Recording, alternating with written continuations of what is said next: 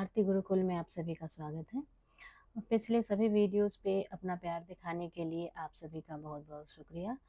और अगर आपने मेरे चैनल को सब्सक्राइब नहीं किया अभी तक तो जाके सब्सक्राइब कर लीजिए और इस वीडियो को लाइक कीजिए और लास्ट तक देखिए, क्योंकि जून 2025 के अगर आप प्रिपरेशन करने जा रहे हैं तो फिर ये वीडियो आपके लिए बहुत ही यूज़फुल होने वाला है। और ये है प्रैक्टिस सेट फॉर जून 2025 और हिंदी का इसमें मैं आपको 1 to 4 यूनिट जो है वो कवर करा रही हूँ। तो आप इस वीडियो को ज़रूर ध्यान से देखिएगा, क्योंकि बाकी जो भी यूनिट है, कहानी, नाटक, उपन्यास, ये सब अगर आपने उपन्यास पढ़ा हुआ है तो वो बहुत सारी चीज़ें उसमें कवर हो जाती हैं। लेकिन ये 1 to 4 जो है ना, इसके लिए आप चाहे जितनी भी किताबें पढ़िए वो कम है। तो ऐसे में जो वन लाइनर प्रश्न होते हैं ना, वो आपके लिए बहुत ही यूज़फुल होते हैं और मैं आपके लिए वन लाइनर प्रश्न ही ये सारे लेकर के आई हूँ। तो अब तक हम लोग 4 एपिसोड कर चुके हैं और ये 5वां है। तो चलिए आज शुरू करते हैं फिर से।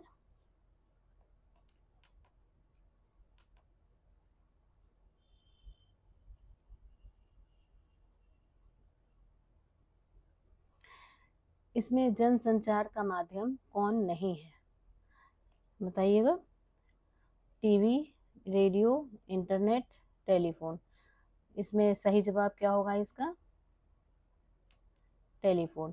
तो जानते हैं कि ये टीवी, रेडियो और इंटरनेट, ये तीनों जो है वो जनसंचार का माध्यम है और इससे पूरे पब्लिक से एक साथ जोड़ा जा सकता है। लेकिन टेलीफोन जो होता है ये निजी संचार के लिए होता है। अगला प्रश्न है, इन चारों में से बताना है कि कौन सा कथन असत्य है। दो भाषाओं के बीच बोधगम्यता। भाषा की दो बोलियों के बीच बोधगम्यता होती है। एक भाषा के अंतर्गत कई बोलियां होती है। भाषा का प्रयोग साहित्य में होता है, बोली का नहीं होता है। तो इसमें बताइएगा कौन सा कथन असत्य है। असत्य कथन को इसमें आपको सेलेक्ट करना है। तो ये है, दो भाषाओं के बीच बोधगम्यता, ये असत्य कथन है। दो भाषाओं के बीच बोधगम्यता नहीं होती, क्योंकि दोनों अलग अलग होते हैं। और इस प्रकार के प्रश्न में मैं आपको बार बार बताती हूँ कि जहाँ पे एक असत्य कथन खोजने वाला प्रश्न होता है वहाँ पे आपके लिए कई प्रश्न तैयार हो जाते हैं। जैसे कि इसमें ये तीनों है, ये तीनों प्रश्न हम जान सकते हैं कि ये तीनों सत्य है, ये तीनों सत्य कथन है। तो इस पर भी अगर कभी कोई प्रश्न आ जाए तो आप कर लेंगे, अगर इसको आपने ध्यान से नोटिस किया है तो। अगला प्रश्न है, देवनागरी लिपि में कितनी स्वर ध्वनियां हैं? देवनागरी लिपि में कितनी स्वर ध्वनियां हैं? 14, 11, 13, 12। कौन सा है सही उत्तर?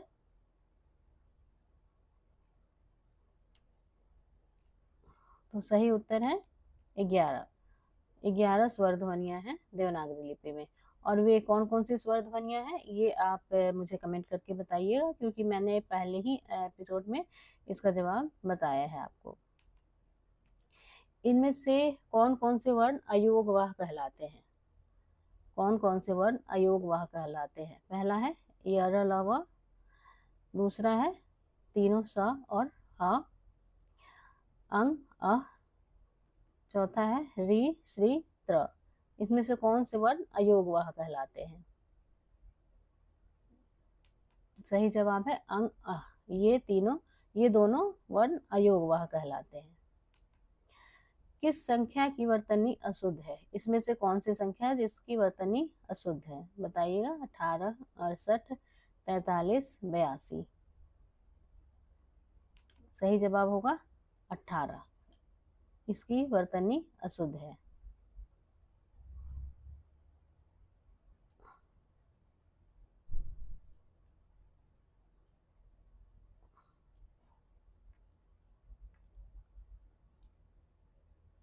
ये सही होगा।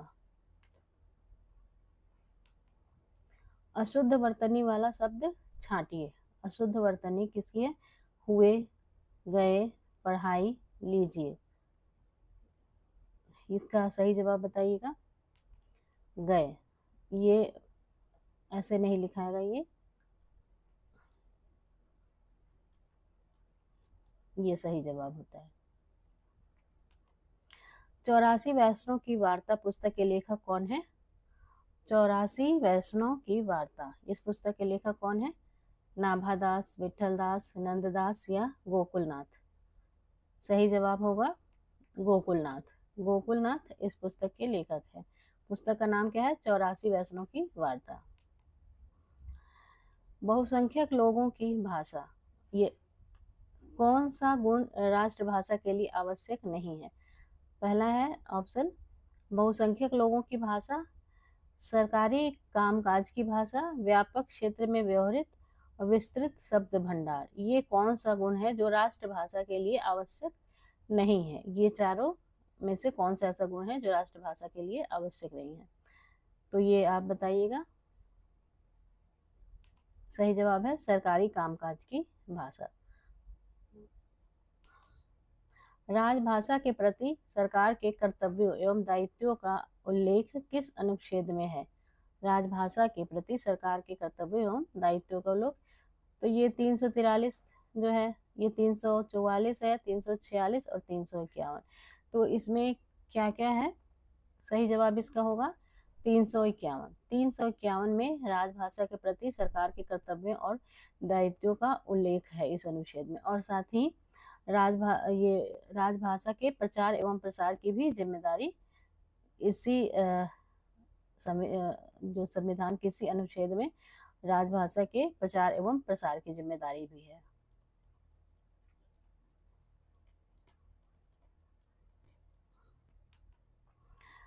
राजा लक्ष्मण सिंह आगरा से कौन सी पत्रिका निकालते थे? राजा लक्ष्मण सिंह आगरा से कौन सी पत्रिका निकालते थे?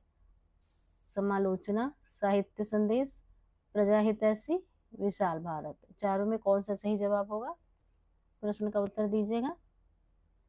सही जवाब है प्रजाहितैषी। परिनिष्ठित भाषा का दूसरा नाम क्या है? परिनिष्ठित भाषा को क्या कहते हैं? मानक भाषा, संपर्क भाषा, राजभाषा, राष्ट्रभाषा। परिनिष्ठित भाषा का दूसरा नाम मानक भाषा है। संविधान सभा ने हिंदी को राजभाषा बनाने का प्रस्ताव कब पास किया था? संविधान सभा ने हिंदी को राजभाषा बनाने का प्रस्ताव कब पास किया था? 14 सितंबर 1950, 26 जनवरी 1950, 14 सितंबर 1949, 15 अगस्त 1947। 14 सितंबर 1950 सही उत्तर होगा इसका, 14 सितंबर 1949, और इसीलिए इस दिन हिंदी दिवस मनाया जाता है।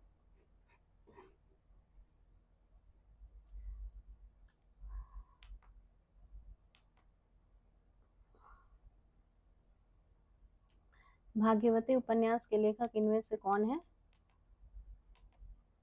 सदल मिश्र, राम प्रसाद निरंजनी, श्रद्धाराम फुल्लौरी या राजा लक्ष्मण सिंह? सही उत्तर बताइएगा। इन चारों में से कौन है भाग्यवती उपन्यास के लेखक? सही उत्तर होगा श्रद्धाराम फुल्लौरी, ये सही उत्तर है। किसका संबंध कलकत्ता के फोर्ट विलियम कॉलेज से नहीं था? सदल मिश्र, इंसा अल्लाह खां, लल्लू लाल या लक्ष्मण सिंह? सही जवाब क्या होगा इसका? लक्ष्मण सिंह। इनका संबंध, बाकी ऐसे प्रश्नों में देखिए 3 और प्रश्न आपके तैयार हो जाते हैं, जैसे कि किसका संबंध कलकत्ता के फोर्ट विलियम कॉलेज से नहीं था, तो नहीं में लक्ष्मण सिंह होंगे, लेकिन ये इसमें आपको पता चलता है सदल मिश्र, इंसा अल्लाह खां और लल्लू लाल, इन तीनों का संबंध कलकत्ता के फोर्ट विलियम कॉलेज से था। इनमें से कौन सी कृति मुल्ला दाऊद की है? चंदायन, मधुमालती, हंस जवाहिर, मृगावती? सही उत्तर बताइएगा। चंदायन। चंदायन जो है वो मुल्ला दाऊद की कृति है। भाषा योग वशिष्ठ नामक कृति के रचयिता कौन है? शिव प्रसाद सितारे हिंद, राम प्रसाद निरंजनी, श्रद्धाराम फुल्लौरी, भारतेंदु हरिश्चंद्र? सही जवाब दीजिएगा।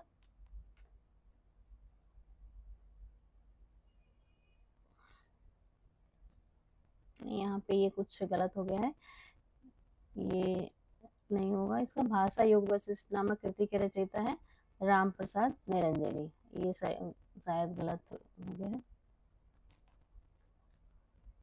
इनमें से किस पत्रिका के संपादक भारतेंदु बाबू हरिश्चंद्र थे? कौन सी पत्रिका के संपादक थे भारतेंदु हरिश्चंद्र? कवि वचन सुधा, सरस्वती, इंदु या चांद? कौन सी पत्रिका के संपादक थे? कवि वचन सुधा। कवि वचन सुधा के संपादक थे भारतेंदु हरिश्चंद्र। हिंदी का पहला साप्ताहिक पत्र किसे माना जाता है? प्रजामित्र, उदंत मार्तंड, प्रजाहितैषी या चांद? किसे माना जाता है हिंदी का पहला साप्ताहिक पत्र?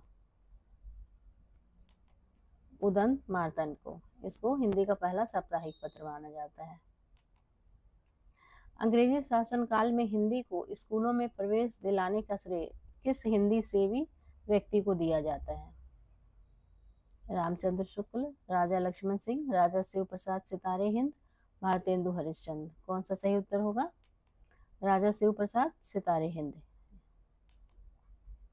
इनमें से कौन सा व्यंजन मूल व्यंजन नहीं है? छ, थ, ड, ज? कौन सा व्यंजन मूल व्यंजन नहीं है? सही उत्तर होगा छ।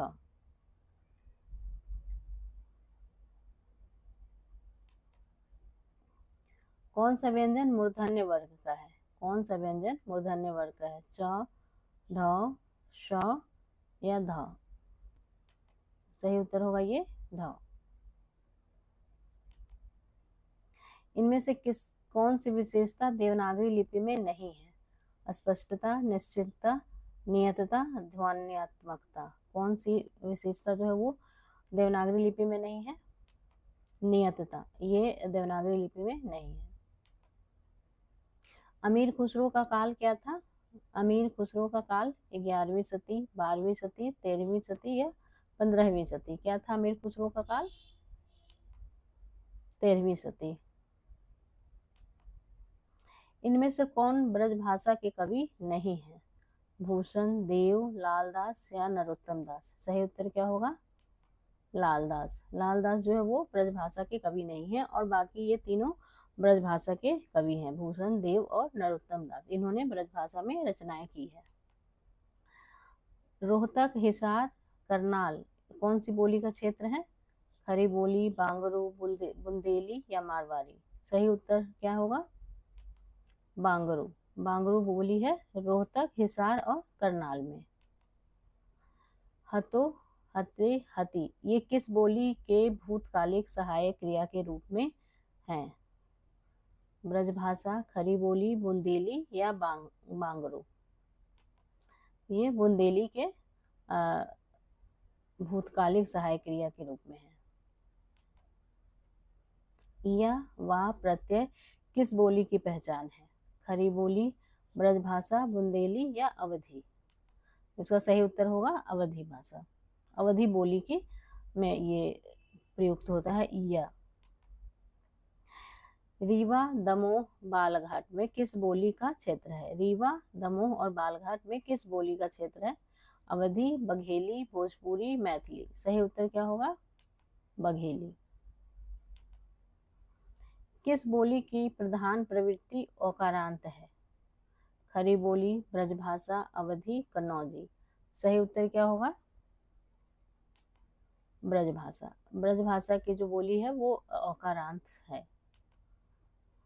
उत्तम पुरुष एक वचन के लिए हूँ सर्वनाम का प्रयोग किस बोली में बोलचाल के लिए होता है? ब्रजभाषा, अवधी, कन्नौजी या बुंदेली? किस में होता है?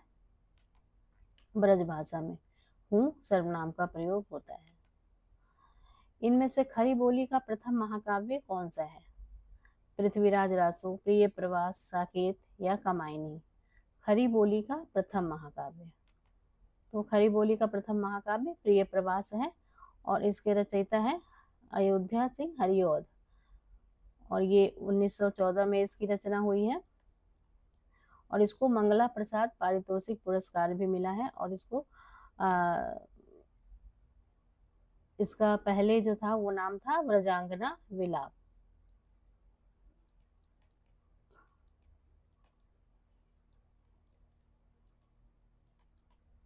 व्रजांगना विलाप इसका सबसे पहले नाम था लेकिन बाद में बदल के प्रिय प्रवास कर दिया गया और ये प्रश्न आपके एग्जाम में पहले पूछा जा चुका है।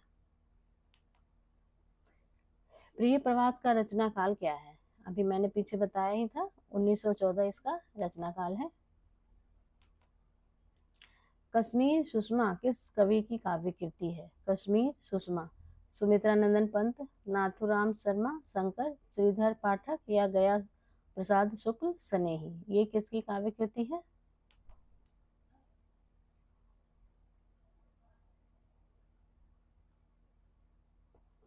ये श्रीधर पाठक की काव्य कृति है। भारत भारती के रचनाकार का नाम बताइए। भारत भारती के रचनाकार कौन है? हरिऔध, मैथिली शरण गुप्त, राम नरेश त्रिपाठी, माखनलाल चतुर्वेदी। सही उत्तर होगा मैथिली शरण गुप्त। लाक्षणिक पदावली का प्रयोग खड़ी बोली में कब अधिक हुआ? लाक्षणिक पदावली का प्रयोग खड़ी बोली में कब अधिक हुआ? भारतेंदु युग में, द्विवेदी युग में, छायावादी युग में या प्रगतिवादी युग में? उसका सही उत्तर होगा छायावादी युग में लाक्षणिक पदावली का प्रयोग सबसे अधिक हुआ खड़ी बोली में। अज्ञेय किस काल के कवि हैं? भारतेंदु युग, द्विवेदी युग, प्रगतिवादी, प्रयोगवादी युग के। किस काल के कवि हैं? अज्ञेय प्रयोगवादी युग के। शायद वह आया हो, यह वाक्य किस काल का है? शायद वह आया हो, तात्कालिक वर्तमान, सामान्य वर्तमान, संभाव्य वर्तमान या पूर्ण वर्तमान?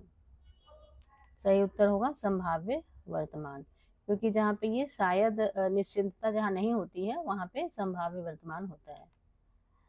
यदि तुम आते तो मैं जाता, इसमें काल का निर्धारण कीजिए। पूर्ण भूत, संदिग्ध भूतकाल, आसन्न भूतकाल या हेतु भूतकाल। इसका सही जवाब होगा हेतु मत भूतकाल। वह आए तो मैं जाऊं, यह वाक्य इनमें से किस काल का है? हेतु मत भूतकाल, हेतु पद भविष्यत काल, आसन्न वर्तमान काल या संभाव्य भविष्यत काल? सही उत्तर बताइएगा। इसका सही उत्तर होगा ये हेतु पद भविष्यत काल। इनमें से कौन सी बोली बिहारी वर्ग की है? मालवी, बांगर, मगही, बघेली। बिहारी वर्ग की बोली कौन सी है? मगही। और आपको पता है कि बिहारी वर्ग की सिर्फ 3 बोलियों का ही जिक्र है, तो मगही, मैथिली और भोजपुरी। मगही, मैथिली और भोजपुरी, तो ये तीनों याद कर लीजिएगा।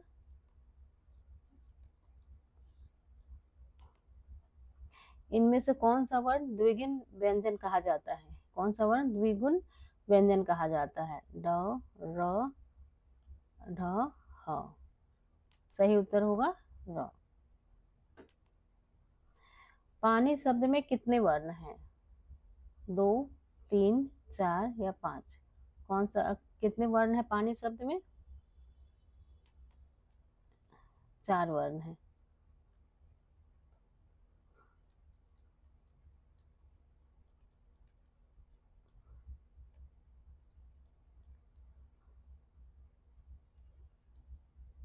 ये 4 वर्ण है। इनमें से कौन सा राज्य राजभाषा अधिनियम 1976 के अनुसार ख श्रेणी का राज्य है? कौन सा राज्य राजभाषा अधिनियम 1976 के अनुसार ख श्रेणी का राज्य है? गुजरात, हिमाचल प्रदेश, तमिलनाडु या गोवा? सही उत्तर होगा गुजरात।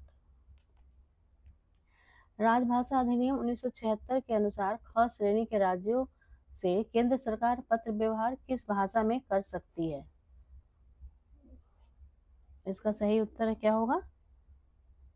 हिंदी और अंग्रेजी दोनों भाषाओं में व्यवहार कर सकती है। राजभाषा आयोग का गठन किसके द्वारा किया गया था?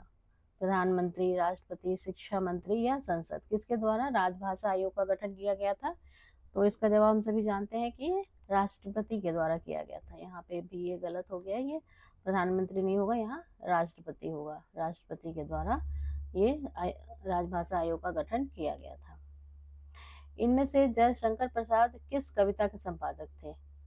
प्रताप, चांद, मतवाला, इंदु। किस पत्रिका के संपादक थे जयशंकर प्रसाद? इंदु पत्रिका के संपादक थे। इनमें से सही उत्तर देखिए, ये असर्शन और रीजन का प्रश्न है।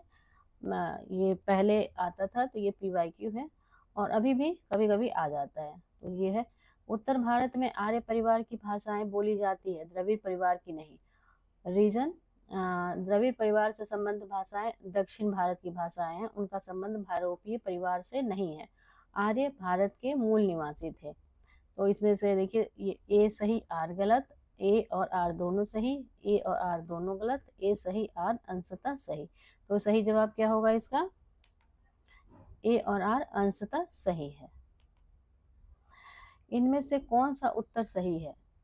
ये असर्शन है कि हिंदी से ठीक पहले भाषा अपभ्रंश है, जिसका साहित्य में प्रयोग 12वीं सदी तक होता रहा है। और रीजन है कि हिंदी का साहित्य में प्रयोग 10वीं सदी से प्रारंभ हो गया था। यह वियोगात्मक भाषा थी, जबकि संस्कृत संयोगात्मक भाषा थी और अपभ्रंश वियोगात्मकता की ओर झुकी थी। तो ये इसमें क्या होगा? ए और आर दोनों सही, ए और आर दोनों गलत, ए सही आर गलत, ए अंशतः सही और आर पूरा सही। सही जवाब इसमें क्या होगा? ए और आर दोनों सही है, यानी कि ये दोनों कथन सही है। इनमें से बढ़ते हुए कालक्रम से रचनाओं का सही क्रम निर्धारित कीजिए, यानी कि कौन सी रचना पहले प्रकाशित हुई और कौन सी बाद में। तो इसके अनुसार इसका कालक्रम देखते हुए इसको सही क्रम लगाना है। तो इसमें सही उत्तर होगा ये सी, चंदायन पहले प्रकाशित हुआ था, उसके बाद मृगावती, फिर पद्मावत और फिर चित्रावली सबसे बाद में।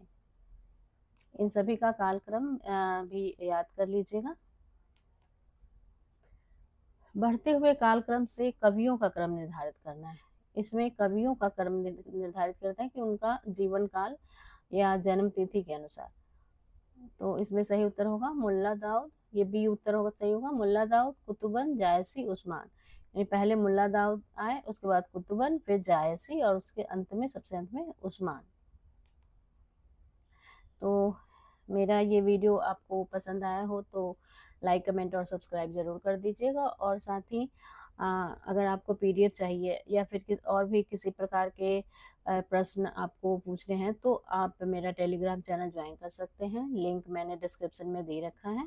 और आप ये उन लोगों को शेयर भी कर दीजिएगा ये वीडियो जो कोई भी UGC नेट की तैयारी फ्री में करना चाहते हो, तो उनको आप मेरा ये वीडियो शेयर कर दीजिएगा। धन्यवाद।